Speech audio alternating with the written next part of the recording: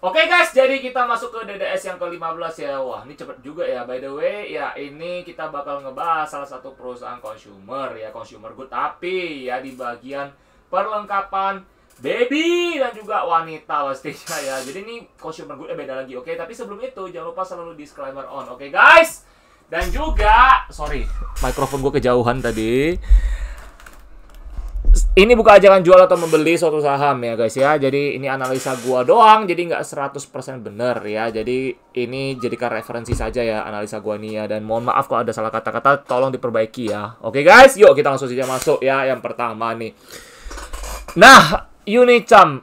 Siapa sih yang nggak tahu guys? Ya, itu kan perusahaan yang ngejualin produk-produk yang paling kita tahu lah, Charm, Mami Poco. Ya, Mami Poco itu kan buat bayi. Charm itu kan buat perempuan pembalut ya kan. Nah, simple sih ya. Tapi sebelum itu kita bakal kasih tahu dulu ya. Ini salah satu perusahaan under value juga ya. Untuk dengan harganya yang hari ini jam 3.30 ini bursa masih jalan ya guys ya.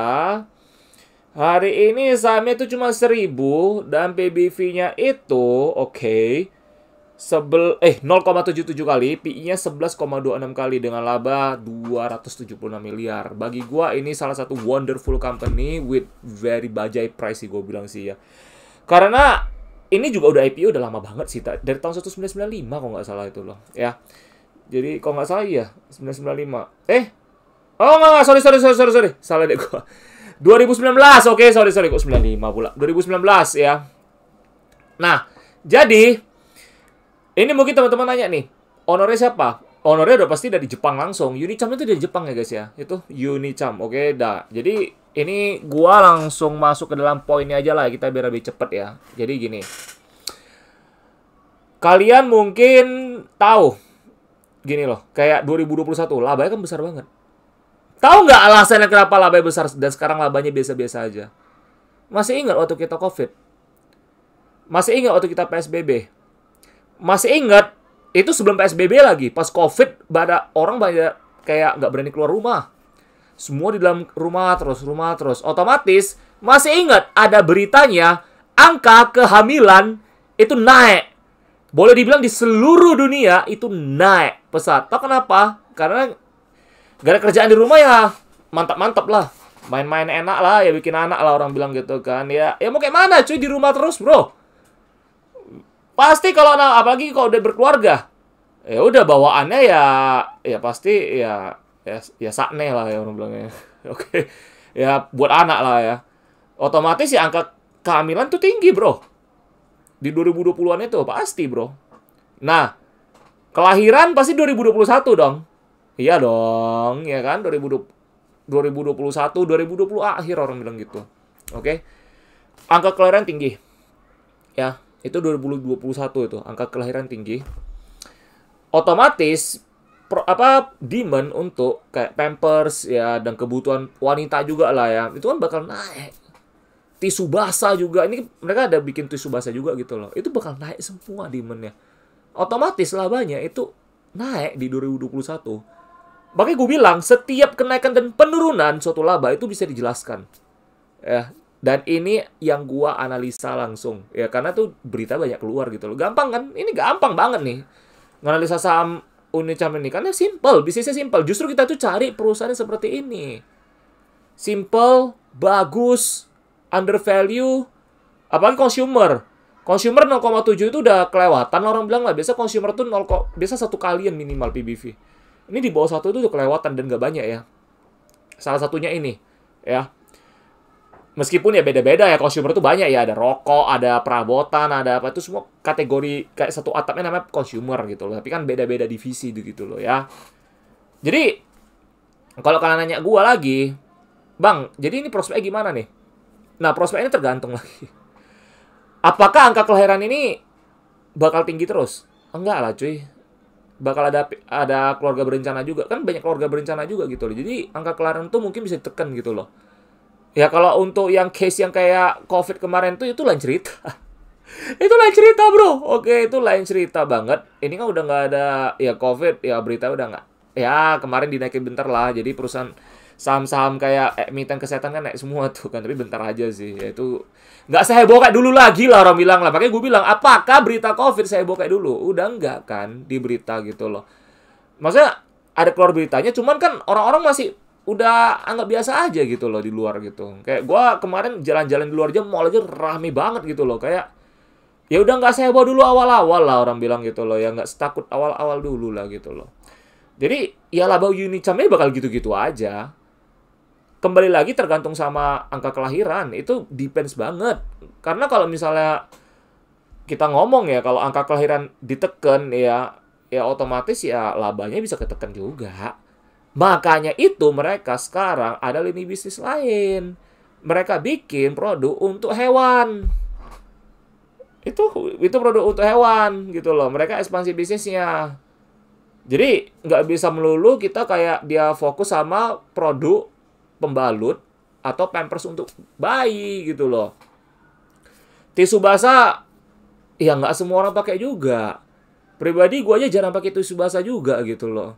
Tisu basah biasa orang pakai untuk apa? Kalau gue ya pribadi gue pakai tisu basah biasa gue buat ngelap meja atau apalah gitu, tuh biasa lah ya. Tapi jarang banget gitu loh. Atau kalau misalnya kayak bayi ya pakai tisu basah kan, karena kan biar membersihkan juga gitu kan, untuk jangka waktu apa pendek lah orang bilang gitu loh. Kalau bisa keluar gimana gitu kan, itu kayak emergency stuff lah gitu kan. Jadi menurut gua sih untuk sekarang murah, intinya gitu aja. Prospek ya bakal masih stabil gitu loh. Lu kalau di bawah ini PBV itu mungkin bakal ada something yang big happen, mungkin baru bisa terjunin lagi sih. Tapi kalau gue sejauh ini gue lihat dengan labanya sampai kuartal 3 ini, nanti kita nantikan kuartal 4-nya ya. Gue merasa sih kayaknya nggak ada masalah deh. Ini menurut gue ya. Karena ini kayak konsumsi keseharian orang nggak sih? Bayi itu banyak gitu loh. Kecuali kalau lu ngomong di Jepang. Iya. Di Jepang amsyong bro. Lu tahu nggak? Ini teori gila gue ya. Oke, kalian udah tahu nih. Kalau di konten gue tuh semua bakal banyak teori gila yang orang nggak mikirin sampai sekarang gitu loh. Lu tahu nggak kenapa kayak PT Unicam ini ya, ini menurut analisa gua ya dan apa yang gua ngeh ya selama tinggal di Jepang ya. Mereka buka di Indonesia gitu loh. Gua ngerti sih. Karena kalau lu di Jepang itu kan angka kelahiran rendah banget. Lu bandingi ya jumlah penduduk di Indonesia itu lebih banyak daripada di Jepang. Itu satu. Kedua, tingkat kelahiran itu lebih tinggi di Indonesia daripada di Jepang juga. Otomatis kenapa perusahaan Jepang kayak gini mau buka di Indonesia? Ya itu tujuannya bro. Mereka kalau misalnya mereka bersikuku di sana terus, bangkrut lah bro.